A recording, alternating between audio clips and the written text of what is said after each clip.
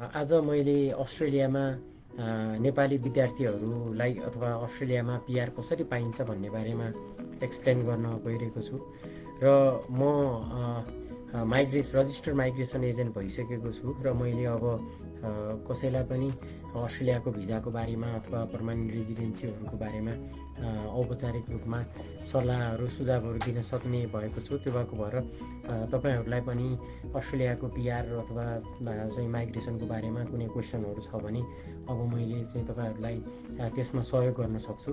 र मैले यो एजुकेसन कन्सल्ट्यान्ट भएर र माइग्रेसन ल पढ्दाखेरि लगभग 1.5 वर्ष जति समय बिताएँ र धेरै नेपालीहरू अस्ट्रेलियामा विद्यार्थीहरू पढेर पर्मानेन्ट रेजिडेन्सी अप्लाई गर्न भनेर आउनुहुन्छ र प्लस अस्ट्रेलियाले यहाँ पढेर आउने मात्रै होइन, नेपालमा पनि कति हुनुहुन्छ अथवा अरू देशमा हुनुहुन्छ नेपालीहरू, उहाँहरूले पनि अस्ट्रेलियाको पर्मानेन्ट रेजिडेन्सी अप्लाई गर्न सक्नुहुन्छ। तपाईँ त्यहाँ पढेर मात्रै पाइन्छ भन्ने छैन।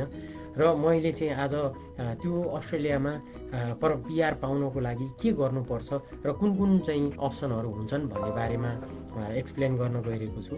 र यो चाहिँ जनरल इन्फर्मेसन हुनेछ। आज मैले चाहिँ नि डिटेलमा अरू विकहरूमा कमिङ विकहरूमा भन्ने छु र तपाईँहरूले क्वेसन सोध्न सक्नुहुन्छ। मैले यसमा अस्ट्रेलियाको पिआरको बारेमा यसमा चाहिँ धेरै नै रिसर्च गरेको छु र मैले तपाईँहरूको एन्सर दिन सक्छु जस्तो मलाई लाग्छ। र कुनै टिपिकल क्वेसनहरू, किनभने अब अस्ट्रेलियाको माइग्रेसन ल कम्प्लेक्स भएको भएर मैले हेर्नुपर्ने हुनसक्छ, तर तपाईँहरू कुनै पनि क्वेसन छ, क्वेरी छ भनेदेखि त्यसको चाहिँ एन्सर दिन सक्छु।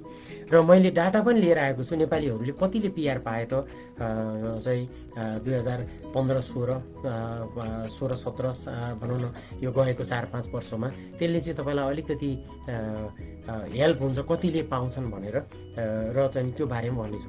र अस्ट्रेलियामा चाहिँ पर्मानेन्ट रेजिडेन्सी बेसिकल्ली दुईवटा स्ट्रिमबाट दिइन्छ भनेर भनौँ।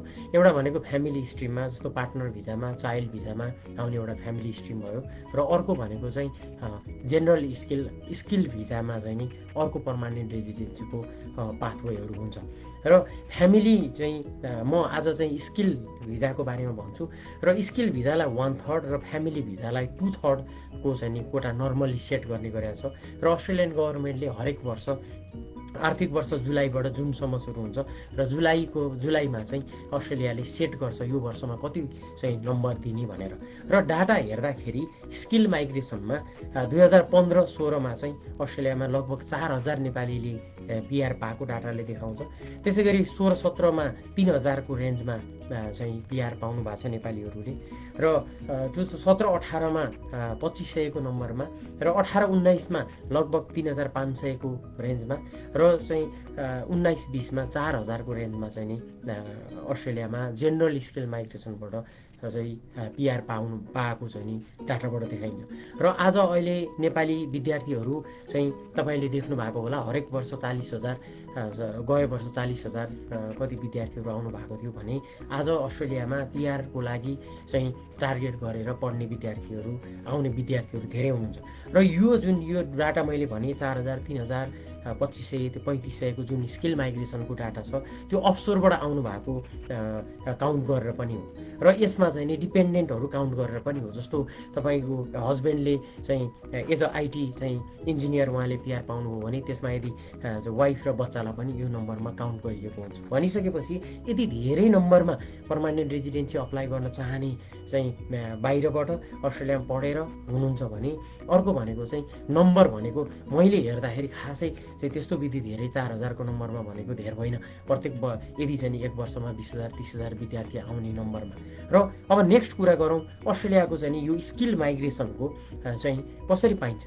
एउटा कुरा के तपाईँहरूले बुझ्न जरुरी छ भने अस्ट्रेलियाको स्किल माइग्रेसन भनेको अस्ट्रेलियाको स्किल सर्टेज फुलफिल गर्नको लागि बनेको प्रोग्राम हो। र यो चाहिँ बजेटमा सधैँभरि यो सेट बजेटमा किन गरिन्छ भने अस्ट्रेलियाले बजेटमा यति माइग्रेन्टहरू ल्याएर त्यो माइग्रेन्टले यति कमाउँछन् भनेर नेसनल इन्कममा, जस्तै नेपालको पनि बजेट आउँछ, त्यो बजेटमा चाहिँ नि कोटा चाहिँ नि तपाईँको छुट्याइएको हुन्छ। यति माइग्रेन्ट आइसकेपछि उनीहरूले पर इयर यति इन्कम गर्छन् र यति चाहिँ नि कमाइ चाहिँ हुन्छ भनेर त्यसरी चाहिँ सेट गरिएको हुन्छ भने अस्ट्रेलियाको लेबर मार्केटको निडलाई हेरेर तपाईँको चाहिँ यो के अरे यो पिआरको पाथवेहरू गरिन्छ। र यो अस्ट्रेलियामा चाहिँ पिआरको लागि एउटा भनेको फेडरल गभर्मेन्ट, अस्ट्रेलियामा फेडरल गभर्मेन्ट छ क्यानबेराको, उसले चाहिँ एउटा पाथवे सेट गर्छ चाहिँ के अरे उनीहरूले सेलेक्ट गर्छन्। त्यसमा भनेको तपाईँले चाहिँ एउटा पिआरको लागि त्यसलाई 189 भिजा पनि भनिन्छ। र अर्को भनेको स्टेट र टेरिटोरीहरूले नोमिनेट गरेर अर्को क्राइटेरिया हुन्छ भने इम्प्लोयरहरूले जबबाट पिआर हुने चाहिँ तपाईँको अर्को पाथवे हुन्छ भने फेडरल गभर्मेन्टको थ्रुबाट पिआर हुन्छ, स्टेट र टेरिटोरीबाट पिआर हुन्छ र जबबाट चाहिँ नि तपाईँको पिआर हुन्छ। र तपाईँले हेर्नुभयो भनेदेखि त्यो फेडरल गभर्मेन्टले पनि होल अस्ट्रेलियाको फेडरल गभर्मेन्टले प्लान गर्छ हाम्रो अस्ट्रेलियाको लेबर मार्केटमा कुन कुन अकुपेसनमा सर्टेज हुन्छ त, जस्तो डाक्टरहरू सर्टेज छन्, नर्सहरू सर्टेज छन्, र त्यो चाहिँ जुन जुन सर्टेजहरू हुने हुन्छ त्यो चाहिँ नि एउटा फोरकास्ट गर्छन् उनीहरूले यति जति चाहिँ नि चाहिएला भनेर। र त्यो आधारमा फेडरल गभर्मेन्टले कोटा सेट गर्छ र वर्षेनी चाहिँ नि पिआरको लागि तपाईँले चाहिँ नि ल्याउने गर्छ। त्यो भएको भएर फेडरल गभर्मेन्टले एउटा होल अस्ट्रेलियालाई हेर्छ।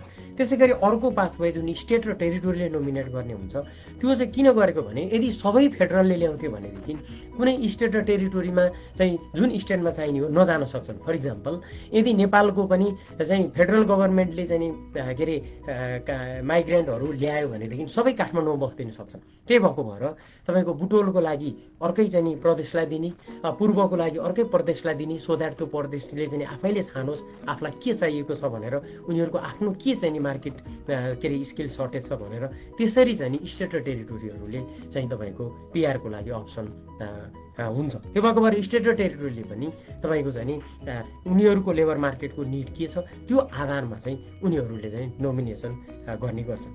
त्यसै गरी अर्को इम्प्लोयरलाई अस्ट्रेलियाको चाहिँ बिजनेसहरूले पनि तपाईँले त्यहाँ जब गर्दै तपाईँले पिआर पाउन सक्नुहुन्छ। र त्यो भनेको बिजनेसमा तपाईँले जब पाउनु पर्यो र यदि इम्प्लोयरले तपाईँलाई चाहिँ नि हायर गर्न चाहन्छन् भनेदेखि अथवा हायर गर्छन् भने त्यो पाथवेबाट पनि तपाईँको चाहिँ नि पिआर पाउन सकिन्छ भने फेडरल गभर्मेन्टको थ्रुबाट पिआर पाइने भयो, स्टेट र टेरिटोरीको चाहिँ पाथवेबाट पाइने भयो र इम्प्लोयरकोबाट चाहिँ पिआर पाथवे पाउन सकिने भयो। र धेरै जस्तो विद्यार्थीहरू जसले चाहिँ स्टेट र टेरिटोरी फेडरलको पोइन्टवाला मात्रै देख्नुहुन्छ, मेरो सल्लाह भने चाहिँ के हो भने तपाईँले जब चाहिँ त्यो चाहिँ जुन आफूले जे पढिरहनु भएको छ अथवा जुन चाहिँ तपाईँको चाहिँ तपाईँ जुन अकुपेसनमा हुनुहुन्छ त्यो अकुपेसन कुन स्टेट र टेरिटोरीमा चाहिँ सर्टेज छ अथवा कुन स्टेट र टेरिटोरीलाई चाहिएको छ त्यो कुराहरू चाहिँ तपाईँहरूले हेर्नुपर्ने हुन्छ। किनभने स्टेटले हामीलाई यो चाहिँ नि के अरे अकुपेसन अथवा यो मान्छे चाहिँ हाम्रो स्टेटलाई चाहिएको छ भनेर उनीहरूले चाहिँ भनेका हुन्छन्। र इम्प्लोयर अर्को एउटा एकदमै इम्प्लोयरको थ्रुबाट हुने पनि चाहिँ के अरे पिआरको अप्सन धेरै नै हुन्छ। र यो डाटा हेर्दाखेरि पहिलाको डाटा हेर्दाखेरि तपाईँको 2015-16मा लगभग चाहिँ तपाईँको 1700 चाहिँ जुन त्यो 4000को नम्बरमा थियो त्यसमा लगभग 1700जना जति इम्प्लोयरकोबाट पिआर भएको नेपालीहरूको पिआर भएको छ अस्ट्रेलियामा। त्यसै गरी अर्को वर्ष 1577 3000मा लगभग आधी जति, र अर्कोमा चाहिँ नि 2500मा 748, अर्कोमा 1296, त्यसरी चाहिँ नि तपाईँको चाहिँ नि इम्प्लोयरबाट पनि धेरै नम्बरमा पिआर भएको हुन्छ। किनभने इम्प्लोयरले एउटा जबको एउटा कम्पनीले भनौँ अथवा एउटा बिजनेसले आफूलाई चाहिँ काम गर्ने मान्छे उनीहरूलाई चाहिन्छ र हायर गर्छन् र त्यसबाट चाहिँ पिआर हुन्छ। र त्यो पाथवे पनि एकदमै महत्त्वपूर्ण छ। जुन नेपाली विद्यार्थीले पढेपछि अथवा चाहिँ पढेपछि जुन त्यो पोस्ट स्टडी भिजा हुन्छ त्यसमा काम गरिसकेपछि तपाईँ त्यो पाथवेको लागि तपाईँ इलिजिबल हुनुहुन्छ भनेदेखि स्किल माइग्रेसनको चाहिँ फेडरल गभर्मेन्टको स्टेटको र इम्प्लोयरकोबाट तपाईँहरूलाई पाथवे भयो। अब म अरू चाहिँ तपाईँहरूको क्वेरी तपाईँहरू हुनसक्छ। अब यो मैले एकदमै जेनरल हो, तपाईँले इमिग्रेसनको वेबसाइटमा नि भेट्नुहुन्छ, यो सिम्पल कुरा हो। तर एउटा कुरो के विचार गर्नु भन्दाखेरि यदि चाहिँ त्यो स्किल त्यो फेडरलको कुन स्किल सर्टेज छ, स्टेटको कुन स्किल सर्टेज छ, पढ्दाखेरि पनि तपाईँ पढ्न आउनुहुन्छ भने पनि त्यो सर्टेज हुने अकुपेसन छ कि छैन मैले पढेकोले, त्यो कुरो धेरै नै महत्त्वपूर्ण हुन्छ। धेरैजनाले त्यो कुराहरू बुझ्नु नै भएको छैन।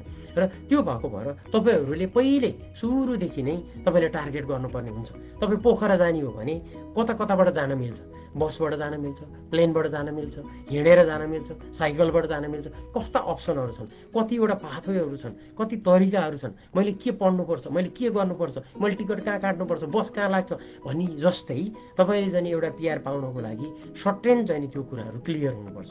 र हामी त्यसमा चाहिँ नि धेरै रिसर्च गरेर सबै कुराहरू एकदमै डिटेलमा तपाईँलाई त्यसको पाथवे क्लियरली यो गर्नुपर्छ, स्टेप नम्बर 1, 2, 3, त्यसको सर्टेन टाइम लाग्छ, सर्टेन प्रोसेसबाट जानुपर्छ, त्यो कुराहरूमा तपाईँहरूलाई हामी डेफिनेटली हेल्प गर्न सक्छौँ। र हाम्रो उद्देश्य भनेको नेपाली विद्यार्थीहरू इन्फर्मेसन नपाएर, पाथवे नै क्लियर नभएर उहाँहरू अल्मिलिन नपरोस्। तपाईँहरूले मेहनत गरेर पढ्नुहोस्, मेहनत गरेर आफ्नो स्किल जुन तपाईँले चाहिँ ध्यान दिनुपर्ने हुन्छ त्यसमा तपाईँहरूको फोकस होस्।